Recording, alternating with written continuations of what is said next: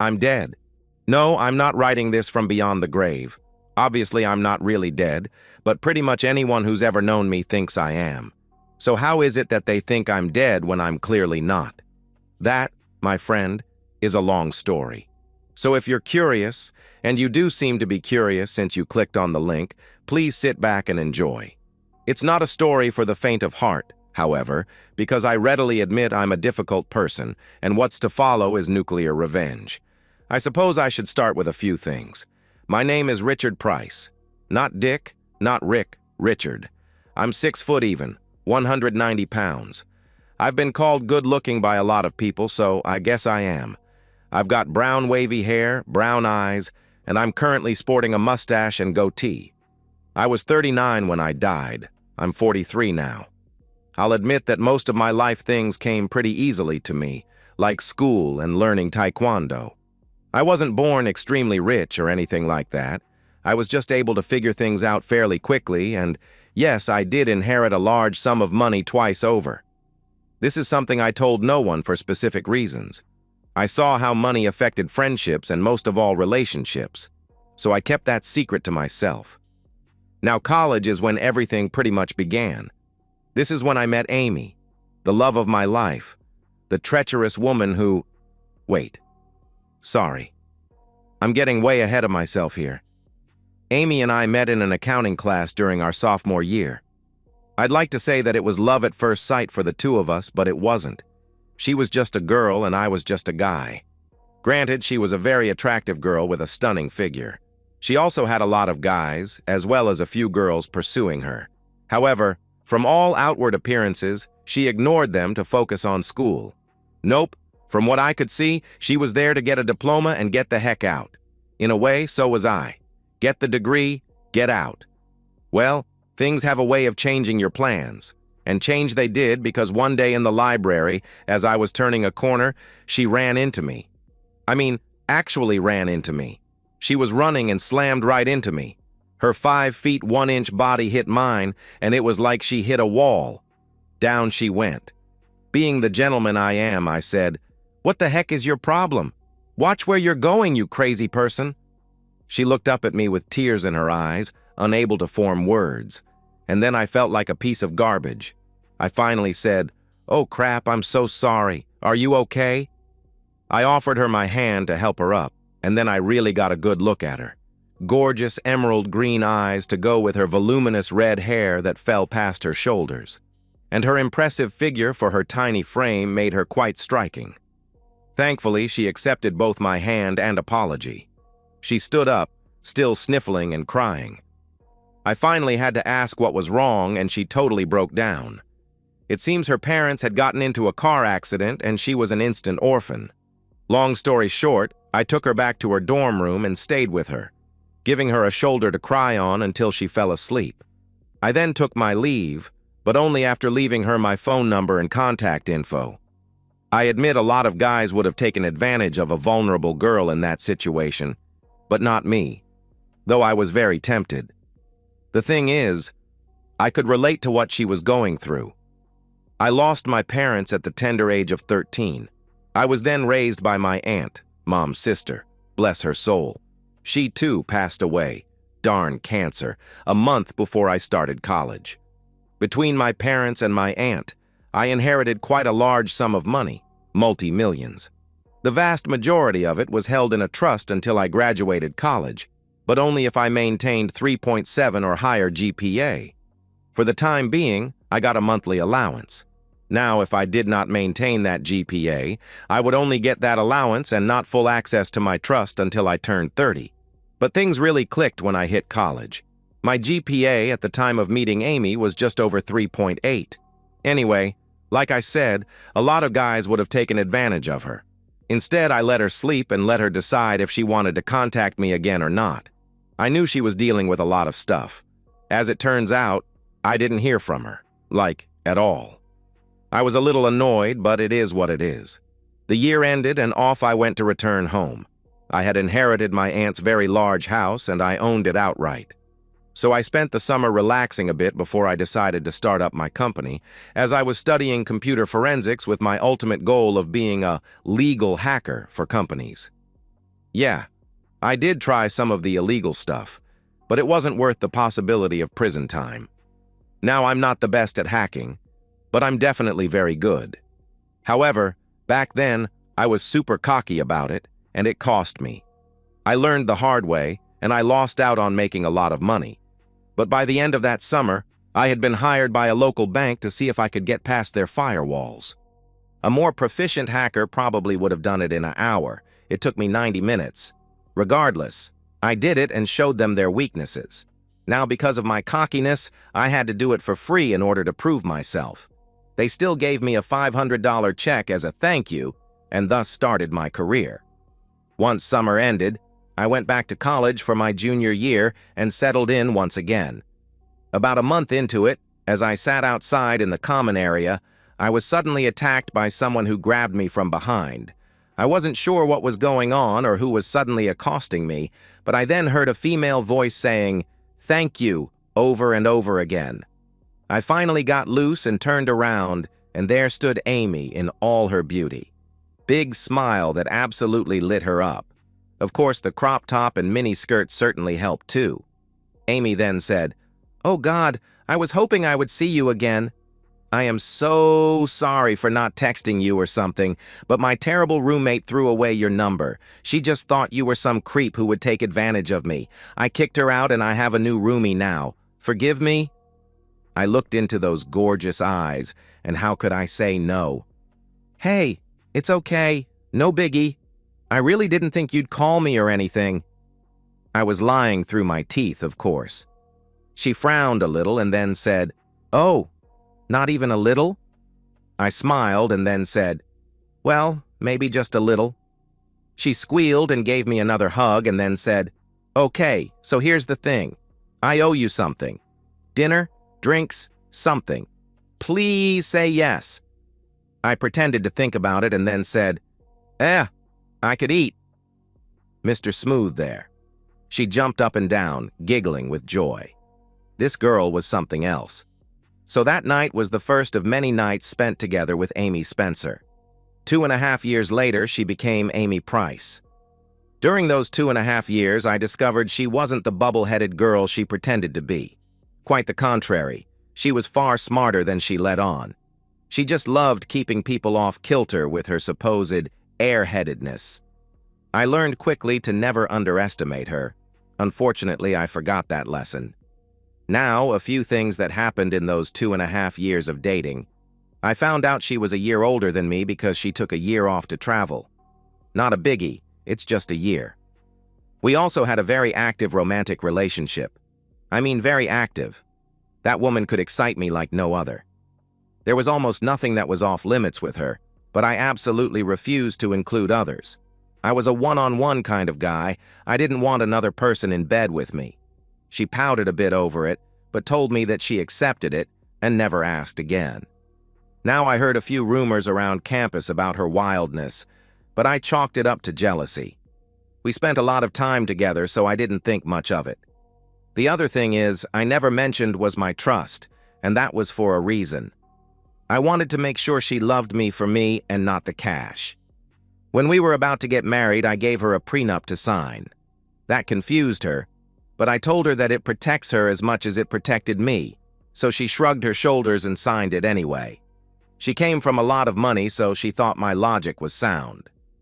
Once I had it locked away in a safety deposit box, after a copy was sent to my lawyer, I then told her about the trust. She was angry at first, but then realized she was marrying a guy with a lot of money. I just never went into details as to how much money. I let her assume it was hundreds of thousands, not well over 10 million at the time. Even then, I felt I needed to keep some things to myself, though it was subconscious. Soon after we got married, we had agreed to wait on children in order to get our careers underway. I had a head start with mine, but she was working towards being a CPA, and she wanted her own firm. It took her 5 years before she did it. 2 years after that, I was doing my best in trying to get her pregnant, but we found out she was infertile. Not even in vitro would have worked. That was a very dark period for us both. Our romantic life was nearly non-existent for a brief time, and she just focused on her business, working long hours, etc. But we eventually found the light again, and our romantic relationship was reignited. For the next few years, we settled into our lives. My business was flourishing, as was hers. Between the two of us, we were clearing over $3 million a year, with things looking even better for the future. But then things started to change. I didn't notice it at the time because it was so gradual, but in looking back, this is when I know my marriage was doomed. I was just not paying very close attention to things. Both of our jobs did have us traveling quite a bit, mine more than hers. However, it wasn't like either of us were gone for weeks at a time. I was usually gone for 2 or 3 days twice, maybe 3 times a month, while Amy seemed to be gone a full week every month. We adjusted, and life seemed to be very good. Our romantic life definitely decreased, but we still were intimate at least once a week, though it was different somehow, more like her just using me. Amy was also beginning to dress a lot sexier, which I did love. I also noticed she was wearing a new anklet and never took it off. Now, a few months before Amy's 40th birthday, I was making plans for a big vacation. I had always wanted to do a cruise, but Amy gets violently seasick, so that was out. So I settled on going to Hawaii for 2 weeks, a place she had always dreamed of going to but never got the opportunity. So in order to keep it a secret, I used the excuse of traveling for work to plan it all out.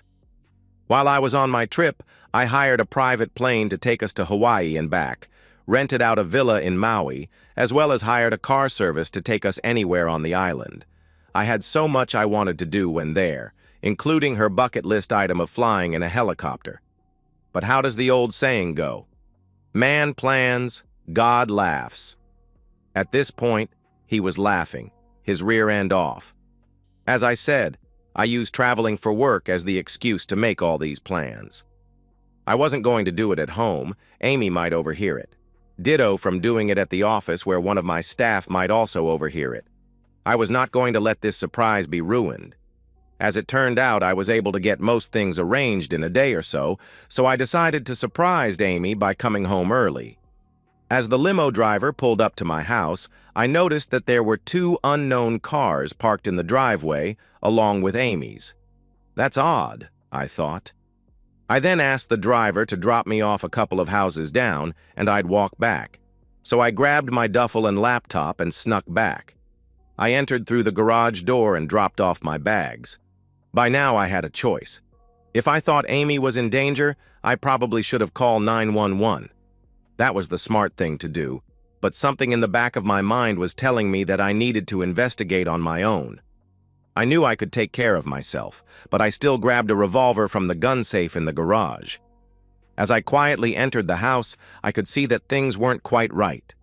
At the foot of the stairs were 3 pairs of shoes, including a pair of Amy's heels. Well, that's not good, I thought.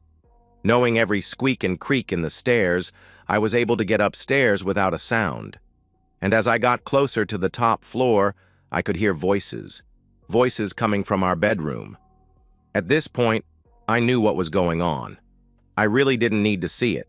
I could have snuck back downstairs, left the house, and just filed for divorce. Easy peasy. But nope, not me. Things were beginning to click now. All the changes with Amy, our decreased, changed romantic life, how she dressed. It wasn't for me. It was for someone else. I at least had the presence of mind to turn on the record video app on my cell as I approached the door to our bedroom. Thankfully, it was wide open and I could see what was going on. Unfortunately, what was going on was something I wish I didn't see. On our bed was Amy and 2 other men. Very, very large men. And I don't mean in terms of their bodies, but rather their attributes. Now, I was certainly not the largest, but I have larger than average anatomy. Not these guys, I've seen smaller farm animals. But here they were engaging in inappropriate activities with her. I probably should have rushed in and stopped things, but then I heard a 3rd man speak up. "That's a good little woman. Do your master proud and take that treatment. You're such a terrible person, aren't you?" All Amy could do it give a muffled agreement since one guy was being inappropriate with her mouth, while the other was behind her being very rough. Then the third man stepped into view, and all I could see was a mousy-looking, undressed guy. Definitely smaller than me in every way. He continued to berate Amy, calling her every humiliating word in the book. And as he watched, I saw him pleasuring himself to the scene in front of him before finishing. When he did that, I could tell Amy reached her peak. As I was about to back away, the guy in her mouth pulled out and finished on her face. I then rushed away, not because I was worried about getting caught, but because I felt like was about to be sick. I barely kept it down, but now I had a mix of emotions from anger to sadness to being humiliated. Somehow I was able to leave the house undetected, and I ordered an Uber to pick me up a couple of blocks away. I had him take me to a hotel a couple of miles out of town, and I got room. Once there, I broke down and cried. This was the last time I would shed any tears over her. Once I collected myself, I left the room and went over to the liquor store next to the hotel. I grabbed a bottle of Old Fitzgerald bourbon. I figured I deserved it. Once back in my room, I cracked it open and savored its taste. 3 shots later, I could feel it hitting me, so I needed to stop. I also needed to eat, so I ordered a pizza. Nothing goes better with a $2,000 bottle of bourbon than a pepperoni pizza. Now, with my belly full of alcohol and food, I got to work. Based on the events I saw, this was definitely not a one-off with these guys, especially not Mr. Tiny Person. So now it was time to get to work in using my computer skills to find out who these jerks are and to see how long my cheating wife was involved with them. Unlike in the movies and TV shows, it's not a few clicks on a keyboard, and voila, there's all you need to know. Nope, it takes time, a lot of time. And I needed more computing power if I was going to lessen the amount of time spent doing this. Nowadays, hacking into sensitive sites isn't easy, and odds are you'll get caught. Unless you know what you're doing, which I do. But even then, you run the risk. So the quicker the better. I knew I had to go into the office, but I had to wait until after everyone had gone home. At midnight, I was sitting in my office with 3 separate laptops doing their thing. It didn't take me long to discover who Mr. Tiny Person was, though. A certain John Hammerschmidt. What a ridiculous name. A piece of garbage dirtbag who apparently lived off of Daddy's money via his own trust fund. I guess Amy thought she was moving up to his lowly $4 million while not realizing that I was worth 10 times that now. See? This is why I never tell anyone about my money. It seems Johnny Boy is into the kinky stuff. A few arrests for soliciting prostitution, no convictions or fines. A DUI here and there, same result. Oh, but there is an ex-wife who has been after him for years for back alimony, a Ms. Peggy Brennan. She took back her maiden name, and I didn't blame her. I'll contact her at some point. As the evening wore on, I found out that Amy had been involved with this guy for a long time. Not weeks, not months, but years. 8 years to be exact. Around the time she defrosted, and we started being intimate again after finding out she was infertile. And now I was beginning to feel sick to my stomach once again. However, despite the bile attempting to force its way up and out, I forged on. By the time the clock hit 6:30 a.m., I had everything I needed. I phoned my attorney and left him a voicemail to let him know I'd be there to see him at 9 o'clock. After shutting everything down and leaving my office, I needed to grab something to eat. Regardless of how sick I was feeling, my stomach was protesting from the lack of food. By the time I got to the diner, I was feeling better physically, but mentally, I was a wreck.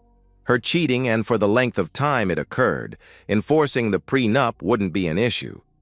Boy, was I stupid. At the appointed time, I walked into my attorney's office and his receptionist let me in. Jack Blacker, yeah, he's heard all the jokes, greeted me with a hearty handshake and asked me what was up. So for the next 20 minutes, I told him. So you see, Jack, I'm going to divorce the woman, and I'm firmly enforcing the prenup. She's not going to get a darn cent from me. Now, any other time I would have missed this, but when I mentioned the prenup, his eye twitched. I've played poker with the man. I know his tells. And that, my friends, was a tell. A big one. Jack said, "Well, let's not be too hasty here, Richard. I mean, your finances are really tied together here and—" "Cut the nonsense, Jack. I can tell you're lying." He hemmed and hawed before saying, "Well, ahem. You see, there is no prenup. Not anymore." "What the heck do you mean that there's no prenup?" He slowly backed away from his desk to give us a bit more distance and said, "Look, it's... Aw, heck. Amy got to me. I'll never know why I didn't jump over his desk right then and there and strangle him, but I let him speak. The entire time my hands were clenched in fists of rage. It seems Amy seduced him. She offered him anything and everything. She let him do whatever he wanted to her, and it was pretty vile, too. I didn't know just how perverted this jerk was. In the end, she convinced him to erase all evidence of the prenup. That terrible woman. I slumped in my chair and realized just how devious my oh-so-loving wife could be. I allowed my love of her to overshadow what was right there in front of me. Once again, I had underestimated her, but never again. Unfortunately for the both of them, they didn't know I still had the original in my safety deposit box. I never let anyone know about it. After a moment or two, I stood up. When I did so, Jack pushed his chair even further back in fear. I chuckled and said, "No, my dear old friend, you're going to suffer. I'm not going to just report you to the ethics board, but I'll make you wish that you had never been born. And if you let Amy know that I know, you're in serious trouble." And with that, I shoved the chair I had been sitting in into his desk, and I stormed out of his office and headed back to my hotel room. Once back to my room, I doubled down on my efforts to find out what else Amy has done. Now it was time to crack into all of accounts. A long time ago, I had set up back doors in all of her electronic devices, including the servers in her office. Until now, even with all the cheating I had uncovered, I didn't think I needed to access them. But with the attempted destruction of the prenup, it was now time for me to play dirty. Unlike the overnight research, this wasn't going to need to be as delicate as, technically, I had access already. During my investigation into my cheating wife, I discovered that she still didn't know anything about my offshore accounts and the full amount of my trust. All she knew was what my company made and that my supposed worth was around $4.5 million. Apparently, over the years, she's taken out a very large life insurance policy on me and my company. If anything happened to me, short of suicide or murder, she'd collect a hefty sum, far more than what she thought I was worth. As I dug deeper, I discovered she had a hidden email account that I nearly missed. I've got to hand it to her. She's definitely very good at being devious. This was the email account she used to connect with Johnny and, oh look, Jack, jerk. I was able to recover years and years of emails. When will people realize that just simply deleting an email doesn't fully get rid of it? Apparently, Amy was the driving force behind it all. Her supposed submission to Johnny, her going after Jack, and shockingly, her attempt to get a controlling interest in my company. I guess she failed to realize that even upon death, she'll never get control. And all of that was just the tip of the iceberg. By 2 p.m., I felt that I had gotten everything I needed to destroy her and her minions. I could go the police and feds, but there was a chance she'd still get off scot-free. I wasn't going to let that happen. Heck, I'd end myself before... Hey now, that's an idea. You know the smile that the Grinch gets when he comes up with his plan? The huge smile that represents pure evil? I had that smile at that point. I now knew exactly what I was going to do, and if it went as I hoped, not only would Amy's life be utterly destroyed, but she could be in jail along with all those she's involved with. Now, against my better judgment, I decided to visit good old Jack again. I phoned him and told him I was coming to his office and to make sure we were 100% alone. He reluctantly agreed.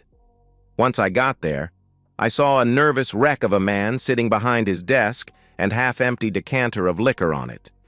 He was obviously 3 sheets to the wind. I sat down and said, "Okay, Jack, here's the deal. You work with me and do exactly as I tell you to do, we'll be even. You mess with me or lie to me or tell anyone about this, you'll live to regret it. And I mean every last unforgivable sin. Got it?" He nodded and started in. They say confession is good for the soul, though I doubted Jack had a soul. But I had what I needed. Before walking out the door, I warned him again to not say a thing to Amy. I'm stupid at times, but I'm no dummy. I video recorded his entire confession. There was no way I was going to just take his word for it. So now I needed a new attorney because I wanted to draw up a new will, plus they'll need all that I had discovered. So I knew I needed one who wasn't above knocking heads together. This is when I met Helene Simon. She wasn't just a ball-buster, she was the ball-buster who had a few unscrupulous clients. She was perfect. Now her clients may have been unscrupulous, but she wasn't. She bent the law, but never broke it. I contacted her immediately after leaving Jack. I was expecting her service to answer, but she picked up. Thankfully, she was willing to meet with me that evening, and she gave me her home address. There are very few women I find stunningly attractive. Yeah, I admit it. Amy is one, but so was Helene, though in a far different way. Where Amy was short and curvy, Helene was tall, taller than me, and lean. Long blonde hair and deep blue eyes. To me, she was just absolutely stunningly gorgeous. And when she talked, you listened. I thanked her for seeing me on such short notice and explained to her in great detail what had happened and what I knew. She sat there with her eyes closed, absorbing it all. Once I finished, she said, "Well, just when I thought I had heard everything." I shrugged and gave her a smile, my first real smile in a long time. She continued, "So, Mr. Price, please call me Richard." "Okay, Richard, and please call me Helene. Why do you need me? You have more than enough evidence to hurt your wife financially and socially. Why come to me and instead of the police? I could handle your divorce, of course, but I will admit there are far better attorneys that could handle that. It's simple. I want to die and I want you to help me."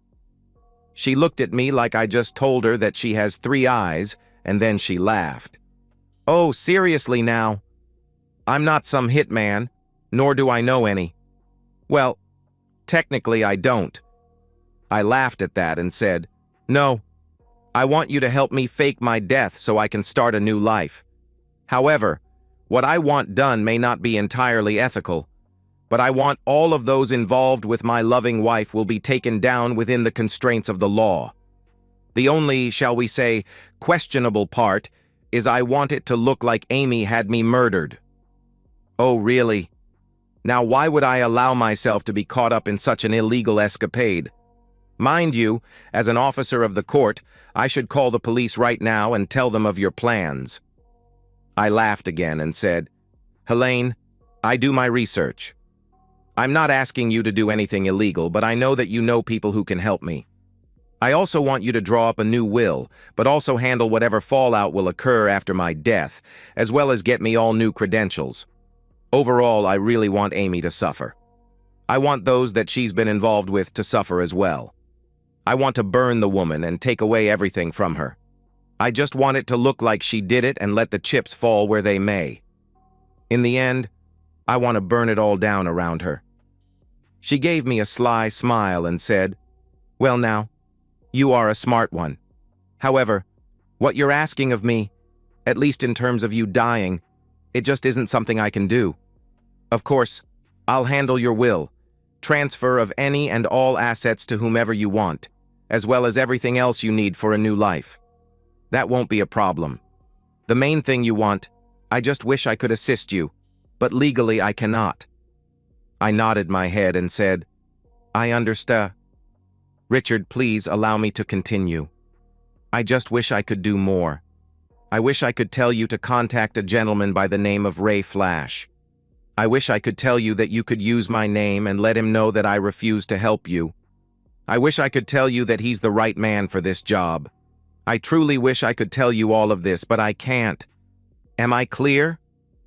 My Grinch grin came back and I said, "Crystal." She nodded curtly and said, "Now let's talk about this will and everything that's involved with it." Later that evening, back in my hotel room, I finally felt a freedom that I hadn't felt in days.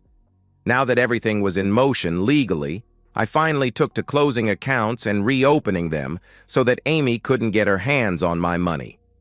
I left the joint account alone, but I did move half of the money to a new account at the suggestion of Helene. I needed to make sure that it looked like I was going to divorce Amy, including serving her. She'll be very surprised to realize that I still had a copy of the prenup after giving Helene the original. I checked out the hotel the next day and headed home at my scheduled time. I had to play nice for a while until things were put in motion. Before leaving the hotel, I did reach out to Ray Flash, thanks to the number that Helene definitely didn't give me. I left him a voicemail and asked that he please contact me. Once back home, nothing looked out of place. If I hadn't known what had happened here a few days ago, I never would have been the wiser. After dropping off my bags in the bedroom, checking to see if there were new sheets on the bed, there were. I then decided to take a long, hot shower. I missed the multi-spray while in the hotel. I just let the water cascade over me and tried to wash off all the hatred I had now. It didn't work. As I exited the shower and entered my bedroom, my phone went off. It was Ray. I was quick and to the point. I asked him to meet me at place of his choosing, and I let him know that Helene was sorry that she couldn't help. He understood. He gave me an address to a restaurant across town for 2 o'clock. I had a couple of hours to kill. I was just hoping that I could get away before Amy got home. "Richard, sweetie, are you home?" Darn. I got dressed and went downstairs to greet the love of my life with a fake grin plastered on my face. "Richard, oh God, I've missed you." She ran over and hugged me like there was no tomorrow. I reciprocated, barely stopping myself from strangling her. We parted and I said, "Honey, I was only gone a few days. You act like I was gone for a year." "Oh, I know, but I missed you so much. And so has my kitty." She gave a wink when she said that. I silently gagged and said, "Darn, I miss that kitty too. But I have a business appointment to get to, and I have to give you a rain check." She pouted and said, "Oh, Pooh." "Fine. But I want attention when you get home." I laughed and said, "Count on it." Crap. I didn't figure on having to actually be intimate with her until things were in motion, I thought. After some small talk, I begged off and made my way to see Ray. I arrived early, but so did Ray. He was hard to miss. He was a mountain of man with a baby face. When he stood up to shake my hand, the man towered over me. He was easily 6 feet 9 inches and probably weighed 300 pounds, all of it muscle. His hand engulfed mine as we shook. If it wasn't for the genuine smile on his face, I may have lost control of my bladder.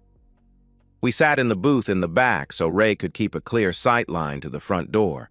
He then said, "So Helene refused to help and she didn't tell you about me?" I chuckled. Yeah, she was totally worthless. He caught the joke and laughed heartily before saying, "Okay, look, seriously. Despite what I look like, I'm no killer. So if that's what you want, get your rear out. If you want someone beat up, I got names. But I don't do that stuff no more. I can scare people for you, but I'm not going to hurt them or do anything illegal, got it?" I nodded and said, "Don't worry, you won't need to hurt anyone." Well, you may need to sort of hurt someone. He looked at me and with a "what you talking about Willis" look and said, "Dude, get lost. I just said I don't do this stuff." I held up my hand and said, "Just listen to what I have to say. If you're not interested, I'll give you $10,000 for your troubles. If you are, I'll open a Cayman Island account for you and deposit $1 million into it, with an annual payment of 50 grand for the next 20 years. Deal?" He leaned back as best as he could in the booth and said, "Talk to me." And I did, and a plan was made. 3 weeks later, by now I was set with what was going to happen. Amy was off on another business trip, probably getting intimate with some jerk with Mr. Tiny Person watching. Little did she know that when she got home, she was going to be served with divorce papers at her office. Now, I wasn't going to actually divorce the woman. There was absolutely no way she was getting 1 red cent of my money, but I needed to make it look like I was going to it in order to give her a motive to eliminate me. While she was gone, I was a very busy boy. I hired a moving company to remove everything Amy-related out of my house and into a storage unit. I graciously paid for the first 6 months. I'm such a nice guy. Then I took to making sure she couldn't access a darn thing of mine. I changed the locks, the combination to alarm, changed the combination to both safes, gun, and wall, added security cameras to the outside and inside of the house, and removed her access to the checking and savings accounts, despite having already moved my money. I transferred the money I felt she deserved to her private account. Stupid woman actually gave me the password to it. It was a busy 2 days, but it felt good once it was done. Amy didn't know it yet, but her life was about to head into the toilet. I cracked open a Sam Adams Utopia's special blend and toasted the demise of my marriage. Beer had never tasted so good. As per usual, whenever Amy returns from a business trip, she'd head to her office first. I knew this. Helene had set it up for the process server to greet her once Amy was in her office. I also asked that it be filmed so I could see Amy's reaction, and she didn't disappoint. It was like watching a 5'1" volcano explode. I still watch that video to this day because it gives me so much joy. Obviously, my phone starting blowing up with texts from Amy. I ignored them. So then she called. A lot. I ignored those too. I ended up getting 4 voicemails from her. She gave up eventually, but then she came home. Or rather, she arrived at my house and discovered neither her key nor her entry code worked. She started pounding on the door, screaming at me, calling me every name in the book. Meanwhile, I sat in my home office watching it all unfold on my computer via the security cam. The moment she uttered those magic words, I called the police. Those words? "I'm going to eliminate you, you jerk!" One item checked off. The police arrived. They got in between her and the door. All the time she's ranting and raving. I finally opened the door and explained the situation to them, while one of them held on to her to stop her from lunging at me.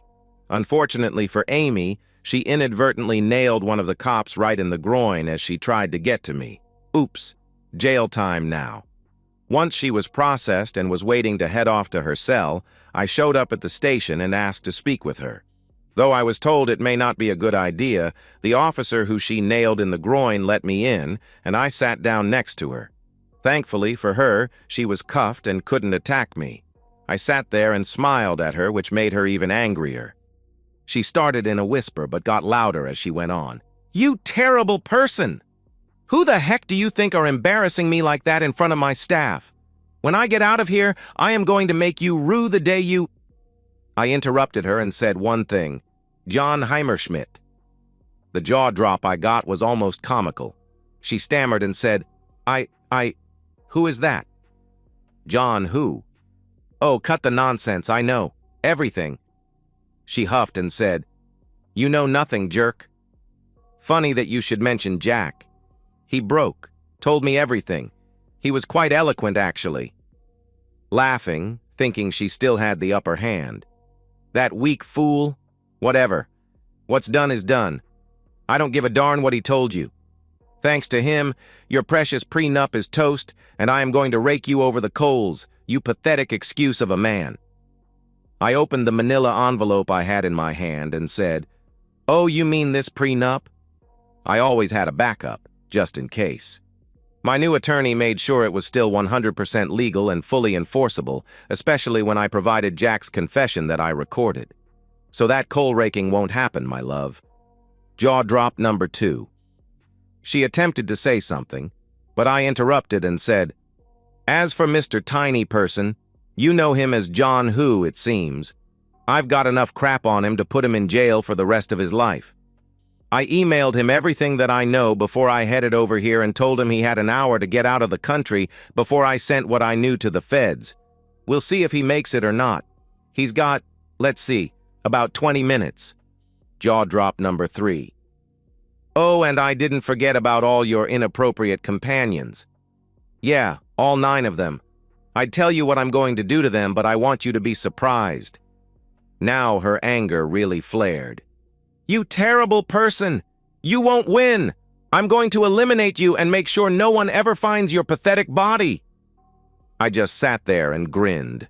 Not only did I have her on my video cam at home threatening to eliminate me, but now she screamed the threat in a police station. She was so done and didn't know it. But before I could offer a retort, they came to take her to jail until her arraignment, with Amy screaming at me the entire time. I knew she'd raise bail the next day, but I didn't care. All part of the plan. Now I waited and waited and waited. 4 days of waiting, and I was starting to getting a bit itchy. Something should have happened by now. Did Ray forget? I picked up my cell to call him, and then my door exploded in on me, and in walked 3 extremely large masked men. What the heck is this? I thought. This isn't the plan, Ray. I was about to say something, but I got smashed me in the face and I saw darkness. When I regained consciousness, I realized I couldn't move. I also had a screaming headache and it felt like my nose was busted. Once I could see clearly again, I saw those 3 guys again, but with them was Amy. This is not how this was supposed to go. Laughing at me, she said, "So who's got the upper hand now, you stupid jerk? I told you that I was going to make sure no one was ever going to find your pathetic body. I decided to not rake you over the coals, but instead I'll just eliminate you. These fine gentlemen here are going to make that happen for me. And when they're done, I'm going to let them be intimate with me for an entire weekend." I coughed and said weakly, "You won't get away with it, And then she slapped me. "Shut up. God, you're so stupid and sad. Of course I am going to get away with it because I'll have an airtight alibi. And my friends here are getting paid a lot of money to help me." I was about to say something again, but one of the gorillas backhanded me, and I saw stars. I looked up and watched Amy walking away while waving goodbye.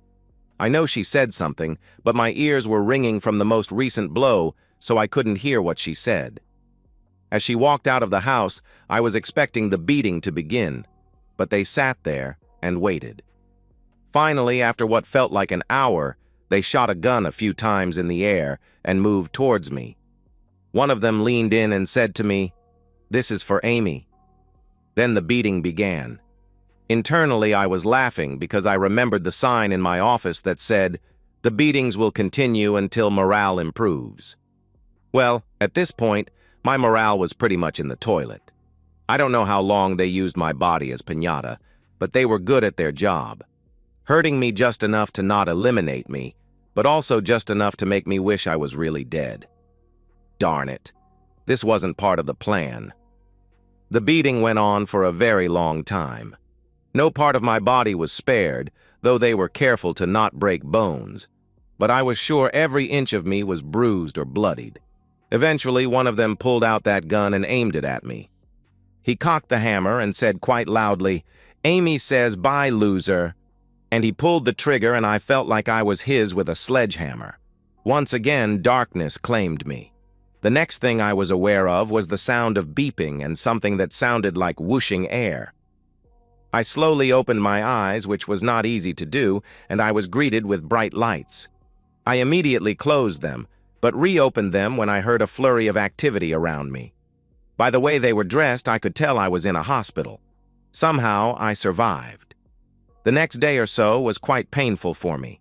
I was more battered than I thought, but I'd heal. I was wrong about no broken bones, though. My left wrist was busted, but, like the bruises, it would heal. On day 3, Helene visited me to see how I was doing. I told her what had happened and gave her access to my house to collect the videos of that night.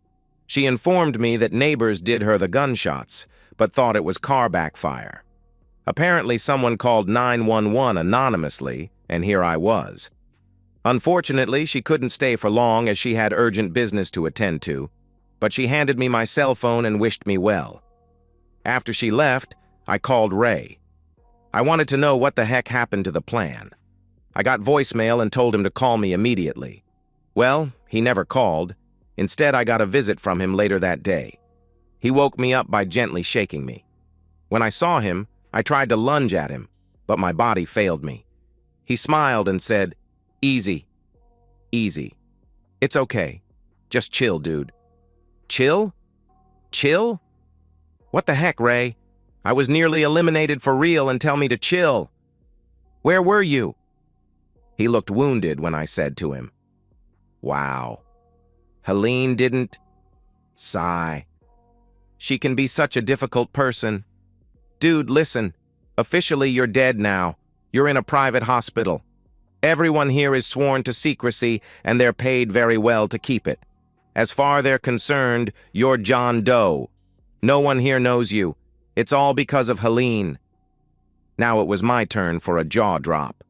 I was going to say something, but he stopped me and said, "Dude, I know we had a plan, but we needed to make it look real. Like really real. I'm sorry for what those guys did to you, but they're real pros, and I knew they could do what needed to be done, and I trusted them. Once your wife started looking for thugs to take you out, I made sure it was my guys were the ones she hired." I started to laugh, painfully. "You know, Ray, you could have clued me in." Dude, if I did that, your reaction to what was going on wouldn't look real. Now when the cops see the video and your wife being there, she's cooked. I know you didn't want her going to jail permanently, but when I was told what she wanted to be done to you, I went to Plan B. Plan B? Wait, what did she want done? She wanted your private parts so she could display them in a jar. I would have done another jaw drop, but I was too sore. I finally said, "She wanted to mutilate me?" Darn, she is really cold. He chuckled. "Yeah, real cold." My guys did have some fun with her, though. She really did sleep with them for a whole weekend. Then she paid them. Once I paid them in full, they left the country. By the way, you owe me $250,000 extra. I closed my eyes for a moment to think and smiled. Opening my eyes, I then said, "Okay, I can do that. So that's it? Everyone thinks I'm dead?" He nodded his head and said, "Yep, except for me and Helene. And at 3 p.m. today, you'll be cremated, and your ashes will be placed in the same crypt as your parents and aunt, per your instructions, of course." Now it was my turn to chuckle. I then held out my hand to shake his and said, "Thank you, Ray. Seriously. But if I ever need to die again, tell them not to shoot me. I'll make sure Helene gets you your money." He laughed and said, "Deal. Good luck, Richard. I'll never see you again." And with that, he shook my hand and walked out of the room. After he left, I called Helene and left her a voicemail. I let her know I wasn't too happy about being kept in the dark, but I still thanked her. I found out later that Amy did appear at my memorial, crying fake tears, but then the police showed up and took her away in cuffs. It seemed as if the police received a video of my beating anonymously. Must have been the same anonymous guy who called 911. I spent another week in the hospital. I also discovered that because of the beating, I'd need a bit of plastic surgery to correct my nose and hide the scars. In the end, my face would be slightly different, but that was a good thing as I didn't want to look like me anymore. 2 months later, I was visiting Helene once again, this time for something entirely different. This time, it was to collect my brand new identity of James Richards. The James Richards who just happened to be the heir to the Richard Price estate. After all the legalities were taken care of, I decided it was time to leave the country for a while. I asked Helene to handle the sale of my house and my stake in Amy's business. Not that it was worth much anymore. I kept my company, or rather James Richards took over ownership in it, but made sure I had the right people running it. So for the next 3+ years, I lounged and relaxed in Cabo San Lucas. Some of the time there, I followed the sensational trial of one Amy Price. It seems that Amy and all her lovers were complicit in a lot of illegal stuff. Stuff I hadn't fully uncovered, but wish I had. In the end, she was convicted of murder 1, extortion, human trafficking, prostitution, and so much more. Oh, and Mr. Tiny Person didn't quite make it out of the country. Nope, The feds caught him just before boarding his plane. Once they arrested Amy, he decided to rat out on her like the little wimp I thought him to be. He didn't quite get off scot-free, though. He was going to serve some time, but in a nice penitentiary for a few years. Oh, and his ex finally got to him, thanks to an email I sent to her anonymously, and was now collecting all that back alimony and then some. As for Amy's lovers, I didn't give a darn. Hopefully, they're all the victims of some wonderful inmates. Once Amy was convicted, I lost interest and decided to just work on my tan. But that brings us to present day. For the first time in nearly 4 years, I was going to set foot on U.S. soil, for 2 reasons. 1, to see Helene. Over the past few years, we had grown quite close with her flying down to Cabo quite often to go over my business interests. This time I was coming back to U.S. to ask her to marry me. And 2, I just had to visit my lovely ex-wife. Stupid, I know, but I had to let her know that I won.